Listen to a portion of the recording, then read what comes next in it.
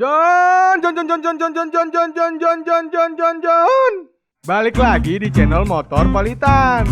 Kita bahas semua yang ada di jalanan metropolitan. Sebelum dimulai, alangkah baiknya kita berdoa dulu supaya selamat sampai tujuan. Subscribe dulu juga bisa, keles. Biar di channel bisa tambah aja gile au. Hidup gak seru kalau kagak berwarna. Ungkapan ini biasanya dipakai kalau hidup lu lagi hambar-hambar aja. Tapi secara gak langsung adanya warna ini ngebantu banget buat kehidupan kita, Jon. Kita bisa membedakan beberapa hal di dunia ini. Menurut penelitian juga, tatanan warna itu mempengaruhi kondisi psikologis seseorang. Kayak warna biru itu bikin tenang dan damai. Warna kuning yang ngejreng itu bikin perasaan ceria. Dan merah itu melambangkan suasana yang hangat.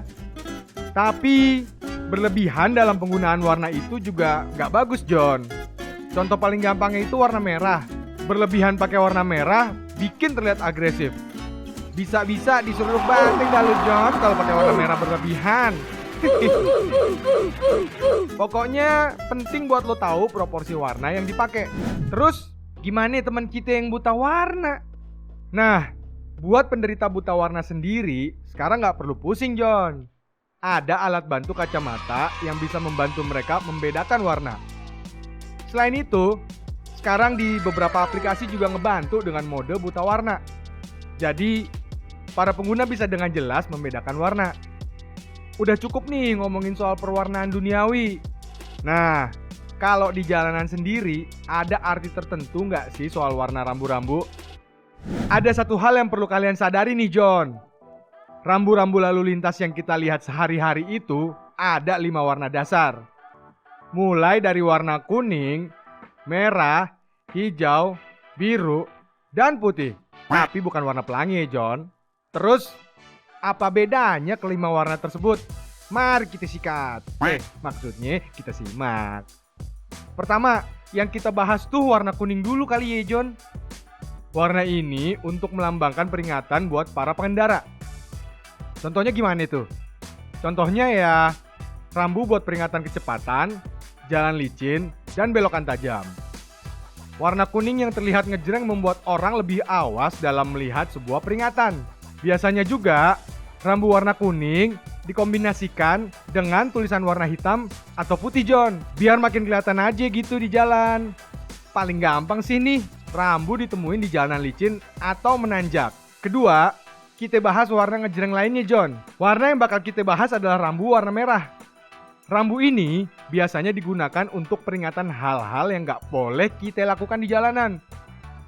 Karena keselamatan berkendara tuh bukan buat kita semata, buat orang-orang di jalan juga. Ciri-ciri rambu warna merah itu biasanya ada lingkaran putih yang mengelilingi dan tanda dengan garis tebal di dalamnya. Contohnya kayak rambu dilarang berhenti, dilarang parkir, dan banyak dah. Dari warna yang ngejreng, kita pindah ke yang kalem kali ya, Jon.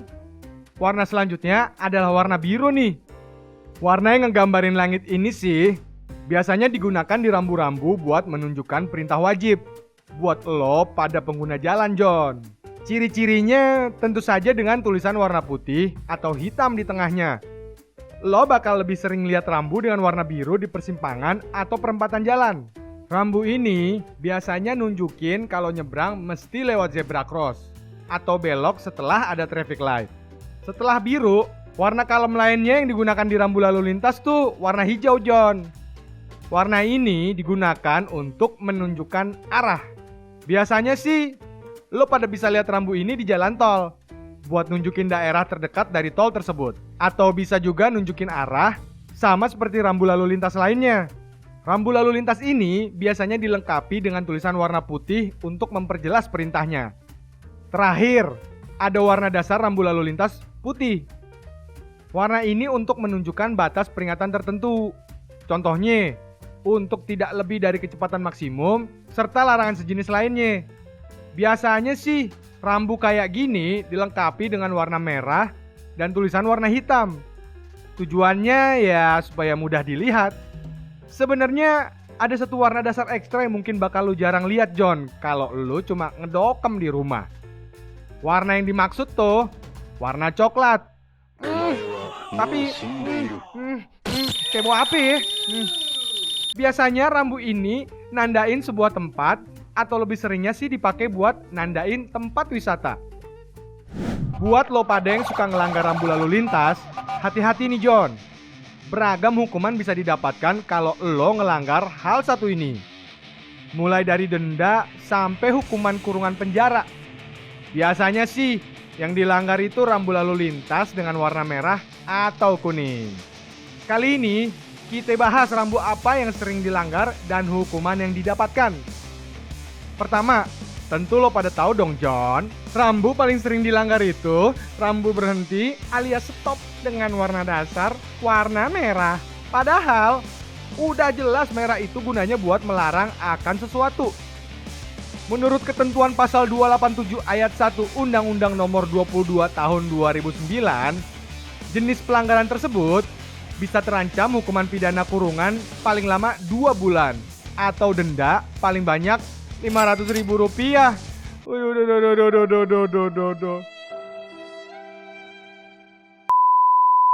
Terus, rambu lalu lintas yang paling sering dilanggar kedua itu soal one way alias jalan satu arah.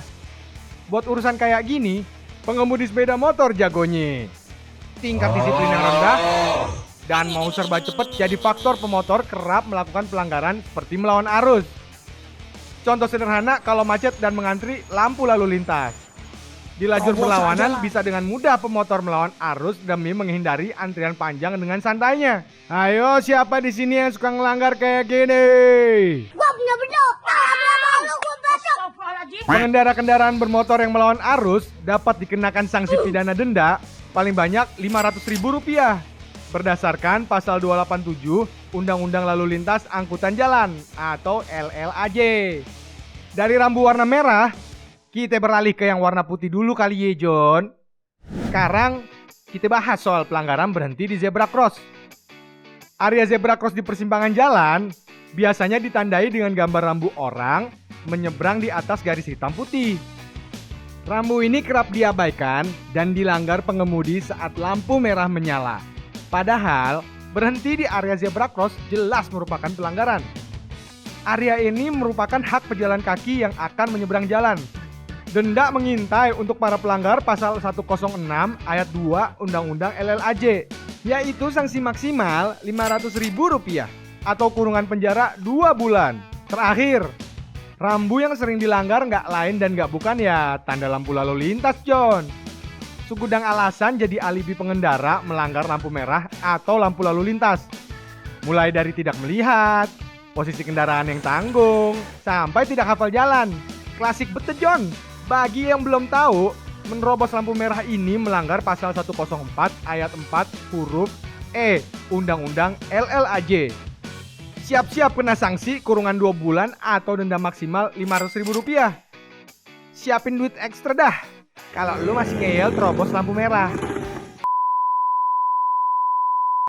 Nah, udah tahu kan John apa aja denda dan hukuman yang bisa lo dapet kalau ngelanggar rambu lalu lintas.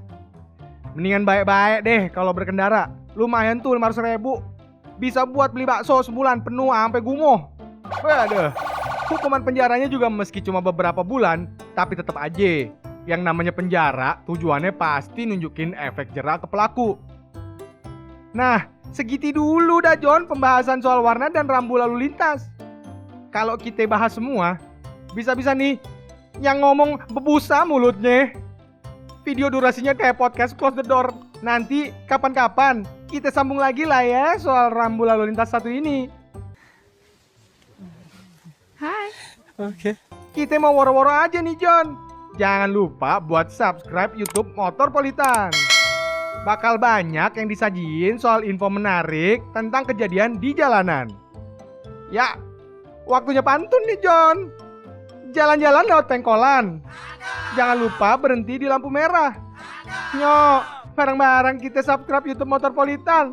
Biar lo pade kagak hilang arah.